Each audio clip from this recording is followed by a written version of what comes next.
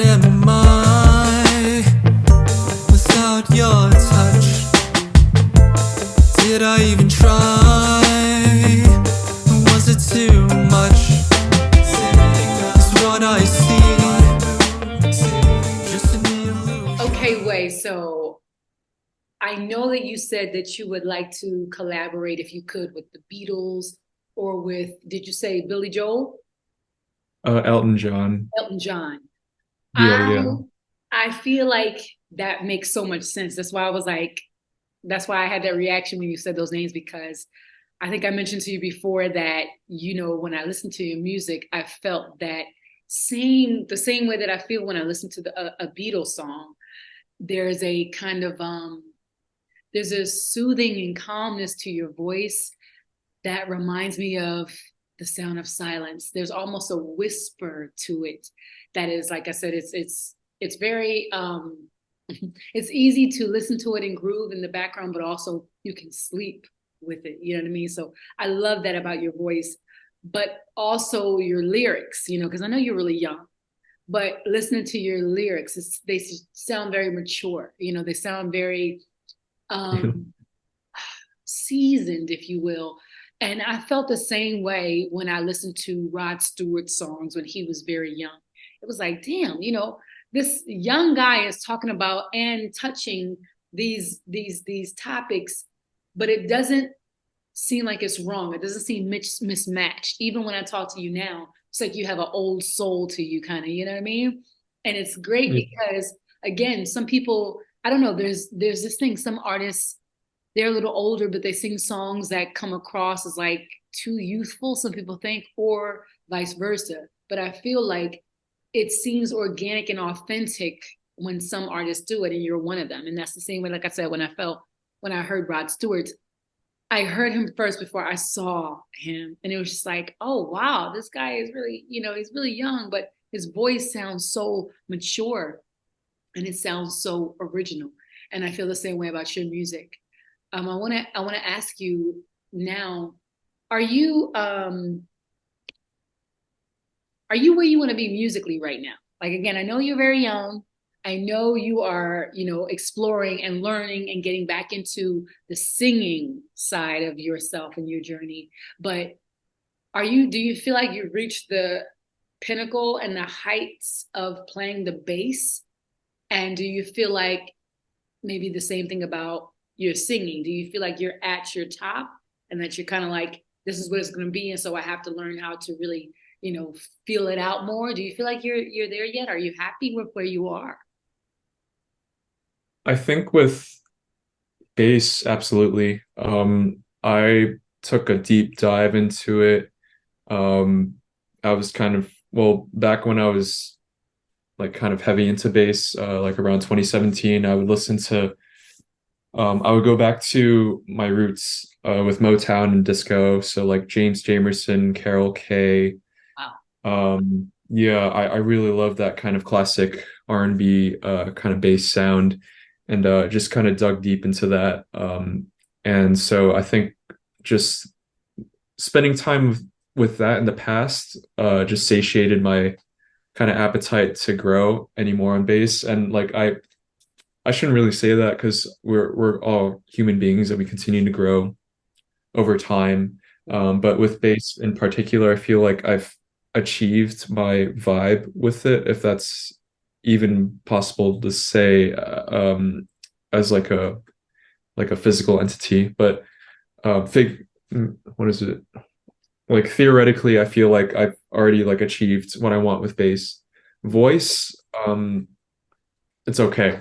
I like I wanted to touch on your singing as well because I listened to a couple of your songs before the call, and honestly it's just I could definitely hear it like on the radio or if I'm shopping at Macy's. Like it's just a very not it's in the most positive way possible. Such a commercial voice because it's so controlled, it's so perfect. And I know like you could probably hear like, oh, like I'm accentuating a vowel too much on this word over here, but very solid. And like I look up to people like you, and other singers as well that have such a control in their voice. Whitney Houston too, like for example. I feel like I haven't achieved that yet with voice. Like I understand the technique and the foundation involved and required to have a well-rounded voice, but I feel like the stylistic choices could definitely be improved upon. Um, so yeah, bass is okay. Singing is something in the work in progress. I think in terms of overall, I feel like I'm not there yet. I think the foundation is set. I think overall, we like if I were to present my music to you or anyone else, I think it could be like, yeah, there's like a vibe, there's like an old school kind of vibe mixed with a modern uh kind of touch to it. But I think it's kind of like a car, you know, like the first cars they used to run on like they would go like 1 mile and that'd be a gallon of gas already. It would just like expel fuel. But now with cars nowadays, like the Prius, I'm not a car person. I just know a Prius, but like it like miles per gallon, that thing can go like 40 miles on a single gallon of gas. Like that's how I want to be, or that's how I imagine my journey. Like I think, yeah, the vibe is there. It can get the job done, but I think the music itself can still be worked on, and that's why I'm super excited to release the next singles for 2024. It's just like I think the songwriting has refined, the production quality that I've been working on for such a long time has been refining as well. Same with the vocal technique. Like, yeah. But overall, like, I'm very happy that I even started. Like, I can't say that I'm not dissatisfied. I'm just more of, uh, I'm more satisfied that I started and that there's something to work with. So, yeah. Awesome. I want to ask about I want to ask about your style. I know I said to you that I feel like you're, you remind me of the old school kind of sound the Beatles had, and I like, I find that connection there myself. You don't sound like them per se, but I feel like that vibe is there. However, when I asked you, I mean, when you tell me the kind of music you grew up on, when you tell me what was playing in the background, when you tell me the kind of music that you kind of really vibe with as a bass player, it's so different from the way that I hear your music playing and who you say you would like to collaborate with. Now, it's kind of leading into my next question of what makes you different as an artist. What do you think will stand out to the people who gravitate towards you as an original artist?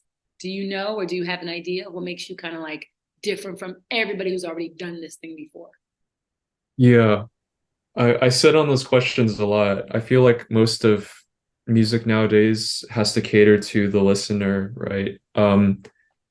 Well, to answer your question real quick, I think that my music has sort of an it incorporates not only the old school vibe uh with the new, but it also incorporates international music as well, Hmm. specifically Chinese and Japanese music. So I grew up on also Chinese pop music from the 90s, and the songwriting style is very much more. It's it's got that 2-5-1 chord progression from jazz, but kind of enveloped into a more emotional thing, kind of like "I Will Always Love You" by Whitney Houston. It's kind of that vibe, but they make it a whole genre there Hmm. for pop music. Yeah. But another thing that I found out as well is because the Chinese pop scene or industry was so young at the time, they actually had to borrow songs from Japanese pop and cover them in Chinese to market them to the audience to sustain the industry, which I thought was super interesting. I didn't even find that out until this year, but yeah, so I think um, not only is there this kind of like vintage vibe to my music, I think there's also an Asian American kind of vibe. I don't really hear that much. I mean, there's different definitions of melody, and I think that mine incorporates just a very specific kind that is bittersweet and tries to be nostalgic, but also bittersweet at the same time. Going back to my the point I wanted to make originally at the start of this answer, um, I think about that question a lot, and I think about the other questions involving the listener a lot as well. I think um, it's a lot easier to market music nowadays because the artist is now in control of putting the songs out there and showing it to people. The question that I always ask myself is, what do you give to the listener? What benefits do you give to the listener? And I think we talked about that as well on the plane ride to Orlando. Um, yeah, I think it's not a bad thing. I think people need to take care of themselves, but I think overall, generally, people are selfish. That usually they think about themselves first, and so I try to cater towards that with my music. Like, how do I make it different? How do I see how is my music being perceived to other people is the better way to question that. I'm not necessarily making music for other people, but I want to make sure that I can understand how it fits within like the whole market, if that makes sense. Yeah. I mean, I do agree. And yeah, I don't even know where to begin with that. Like, I don't even know how to unravel that because it's so relative. And the thing that I said before, when I said you can't judge a book by its cover, you can't assume that a person, like if I was like, meeting you on the plane, I would have not assumed that your music would sound the way it does. You know what I mean? Like, I just feel like it was an experience, and I was like, wow, So I don't know. I want to say, I think it's great for you to take that approach because it does matter. It's just one of those things where it's like, somebody might unless all your songs sound the same, somebody might like one of your songs and not like or resonate with another one or any of the other ones, so I kind of do operate on the selfish side mindset a little bit more, only because there's no guarantee. You just don't know what's going to be huge and what's not going to be huge. And if you're always looking to cater to or look at ways to make something relate or make sense, then you're constantly going to be on a ever-changing scale when it comes to how you feel about the music, unless you know that you're happy with what you put out no matter what.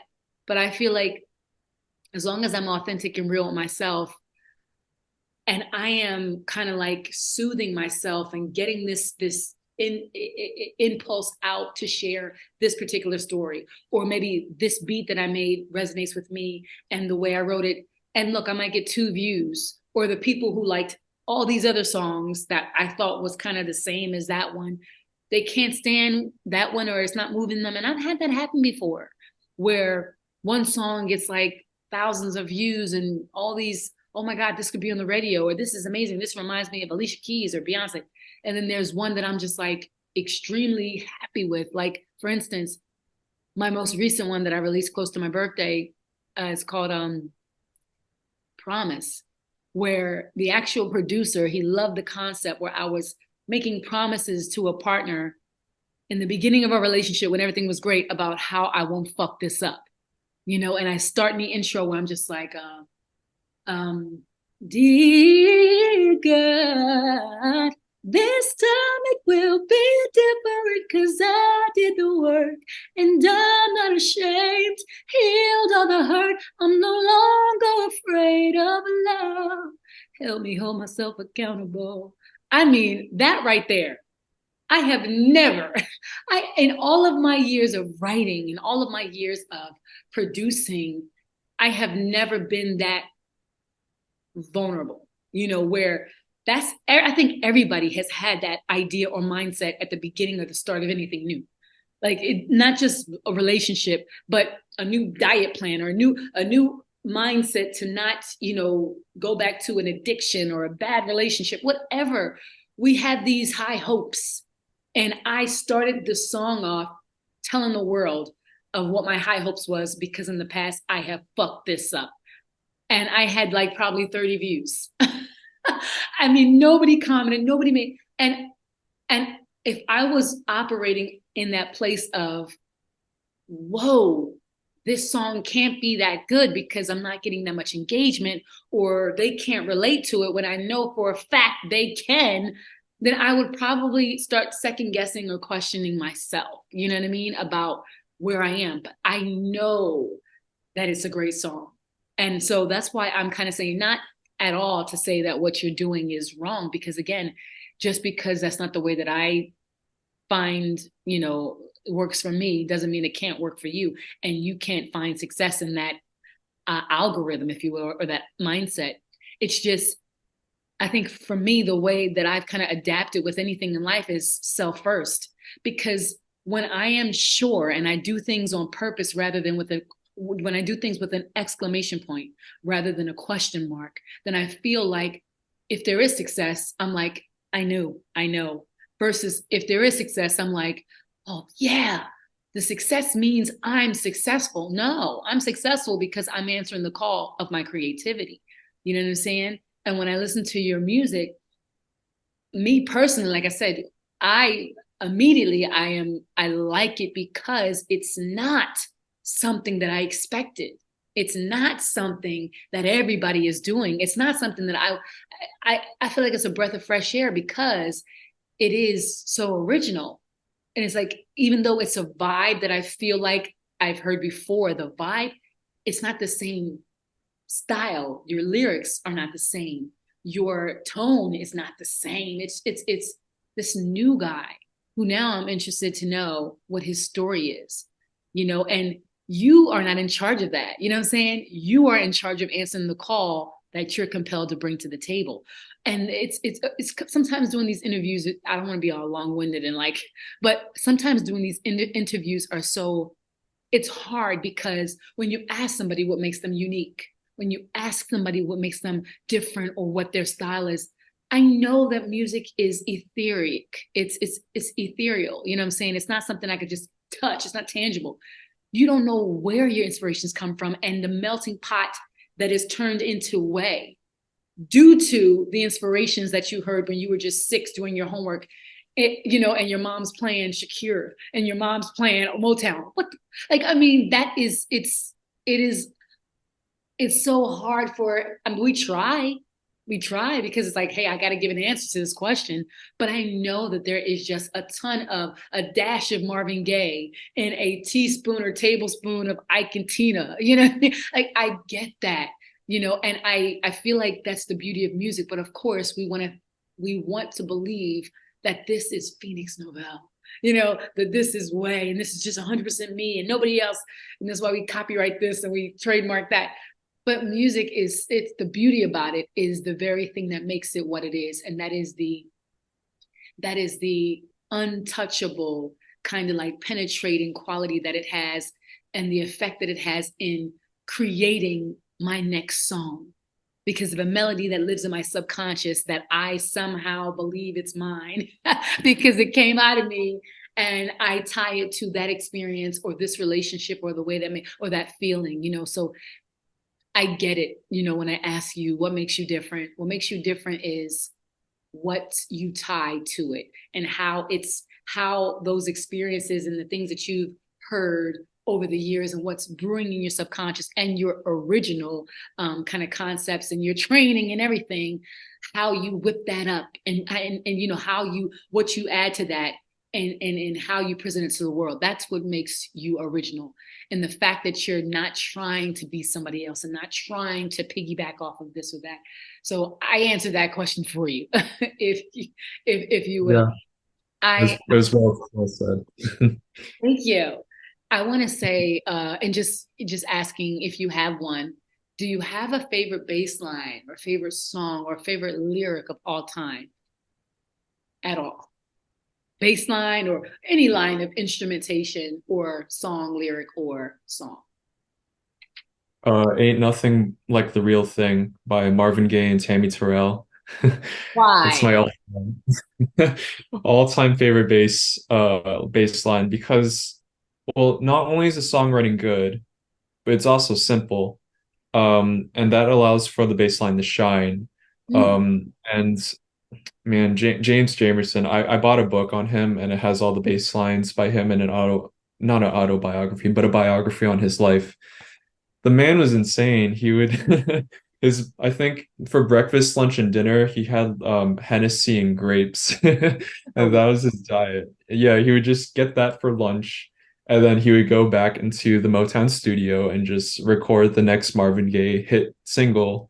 And I feel like that, like the alcohol and the vitamin C from the drinks and the grapes, just I feel like that created the bass line for that specific song because it's like he wow. listens he listens so well to the melody that Marvin and Tammy are singing. It's like he's making not only like a foundational line with the root notes of the chords for each chord change, but also he's adding a counter melody for whenever there's a pause in it, or maybe he's adding like a backing vocal, but in the form of a bass line.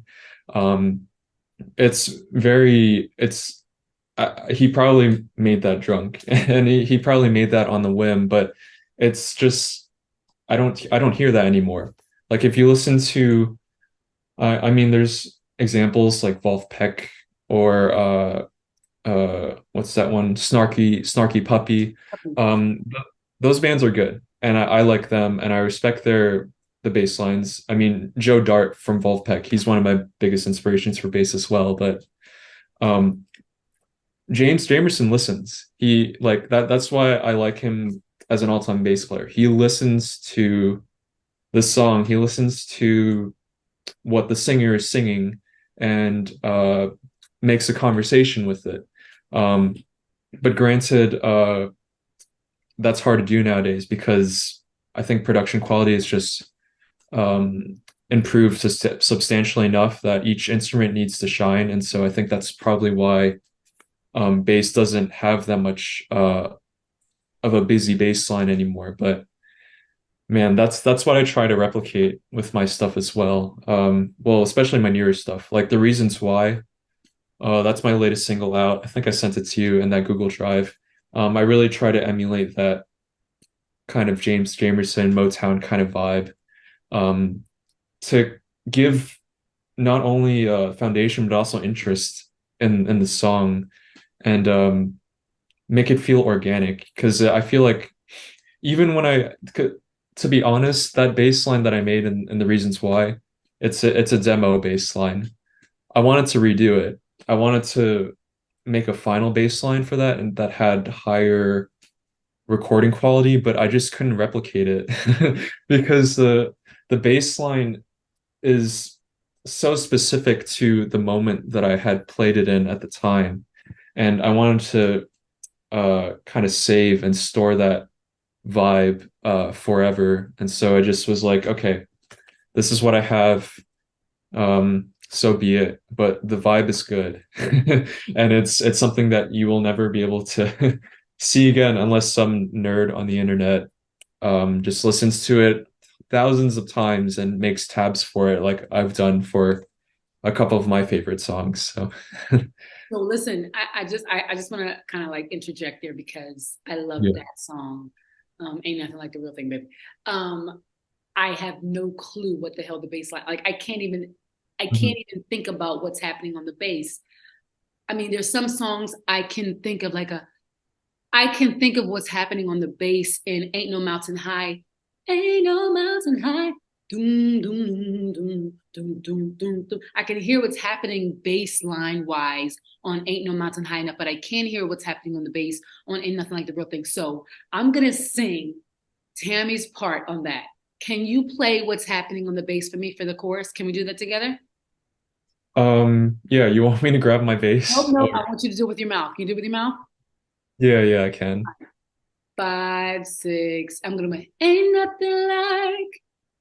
Wait. Oh, okay, sorry.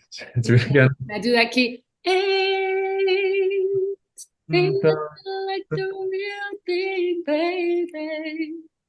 Ain't nothing like the real thing. da da da ba da da da da da da da ba da da ba ba ba da da da da da da da da ba da da da da da da da da da. Okay, yes. Yeah. Thinking about that, like what happens, I don't know if you know this, but what happens when I sing, whenever I try to give vocal lessons on Zoom, I Yeah. can't do it when they do it. So when I'm singing, I can't hear you anymore. But Yeah. hopefully the audience can. But I'm hearing it in my head now. Ain't nothing like the real thing, baby. But I hear how he made it jump. He made the bass line brilliant. You know, Yeah. I've been composing music now, and I'm actually making my own beats now, like for real, for a few years now. I Mhm. started, I didn't start because I wanted to make beats. I started because I was having problems with producers giving me the same beats they gave 10 other fucking singers. And then Yeah. I'd go to like record the shit, and it's like, oh, I already sold that to so and so. Oh, I already, like, I got so tired of being stuck with my lyrics and my melodies, and I didn't want somebody else to replicate what they already did. So I said, you know what? We're gonna try to see how hard it is to make my own beats. Long story short, I put my own MPC 2000 XL on layaway, and maybe about 3 months later, I was able to pay for it and get it off. And I had a friend who put some damn samples on a zip disk for me, and I started making my and taught me how to record in Pro Tools, and I started making my own beats. But that same guy, his name is Bill, one of my closest friends. That same guy said to me, he said, "Listen, I understand that you're trying to lay, I know you're trying to just give yourself your own foundation so that you can build on it without having to find producers all the time. But the same way that the same, what did he use? He said, the same time and energy and focus and professionalism that you put into laying your vocals and writing your lyrics and coming up with your melodies, that's how producers and beat makers are with picking instruments and picking melody lines and deciding how to actually lay the track. So when you talk about James Jamerson listening and really getting in there to understand that everything has its place before you even, and it's always interesting to me how it works. You can be a singer who comes up with a melody without a whole track ready, but you can also be a producer who comes up with a melody. It's all melody creating.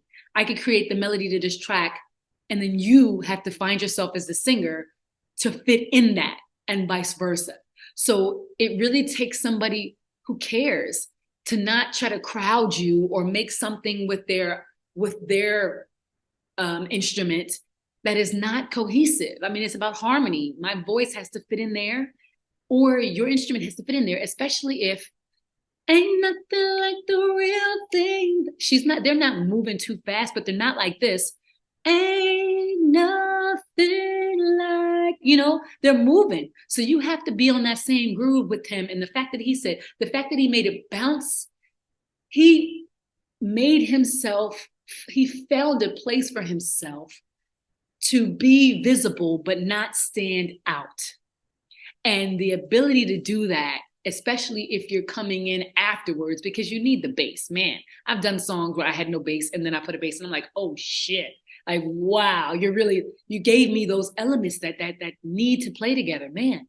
And to do that, I see why you compare and I see why you say what you say about him, because it really does make a difference when the instruments talk together. The conversation has to be one. And I'm talking about the voice as an instrument too. If I'm like, one of the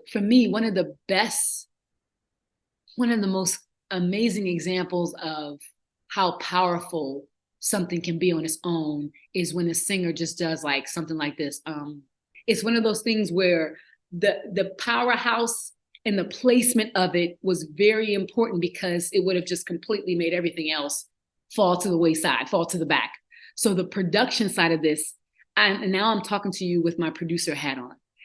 Now that you're recording yourself and making your own beats, when you said earlier that it's a beast on its own, you weren't lying.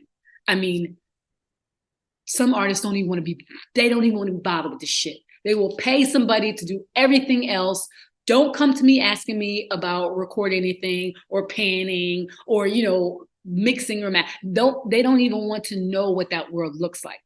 And I'm the kind of person where I want to know where all my money is going. Like, I want to know, can I do this myself? Because if I can't, okay, I'll send it out. I'll outsource it. But actually learning how Pro Tools work or Logic works or Machine works and getting in there and realizing, damn, like I can do this. I'm not a pro because it's not all I do, but I can do this. I can get my music out of me and I can record it in a way in which I like the way it sounds. I can record these instruments and know how to actually like get my ideas out of my head the way I want them. And then, okay, if I don't want to master this shit, I'll send it off. But what do you feel when you have to put on the hat of mixing and mastering or actually mixing your songs or recording your songs? When you're done writing, when you're done singing, when you're done being that artist who has to feel it and make it come alive on the, give that emotion. What do you feel? Are you excited or do you feel like this is work? It's both, honestly. For me, I think my strength, like we talked about on the plane, I think my strength is songwriting. Mm-hmm. So for me to actually hear my ideas out in the highest quality possible, it's one of the most rewarding things ever. And so even when I was first starting production with my earlier stuff, it sucked. I'm gonna be honest, it does suck. But I was like, wow, this is really good. I can't believe I did this on my own. And like, yeah, like when you're in the weeds with it and you're just kind of like on your 50th take of that one guitar riff in verse 2, I just want to pull my hair out and I just want to punch my laptop, but I still persist because I'm like, I want this idea out. I want to get it over with. I don't want to keep doing guitar for this. But I have to play it the way I hear it in my head. Exactly. That's it. Yeah. So it's just like, yeah, when I put my producer hat on, it is a bit of work to get the idea out because I'm not like that proficient at singing or guitar or keyboard. And so it takes a lot more takes and it takes a couple more days to do it compared to bass. Bass I can do in a day, Right. maybe a couple hours. Yeah, like that. But yeah, at the end of the day, I'm just very happy that the product comes out, Side note too, speaking of the bass, I remembered a couple of years ago, I think one of my dreams at the time was to be a session bassist. Really? Yeah, that's why I wanted to get really good at bass because I'm like, oh, James Jamerson could do all his recordings in one take and it sounds perfect. Maybe there's like one mistake at this one part at the bridge and it's like 2 notes, but overall, like it's perfect. And so that's what I did for several years. I just was kind of like, okay, here's my bass warm up. Here's my the repertoire of songs that I can play that gives me all the possible hand shapes on the fretboard so that I can know my options when I'm actually playing my own songs. And then like actually like playing harder songs outside of my repertoire. I think that helped me a lot too, but we'll see what happens with that. It was more of like a goal at the time, but now I'm putting that quote unquote session work into my songs, so it's what it is.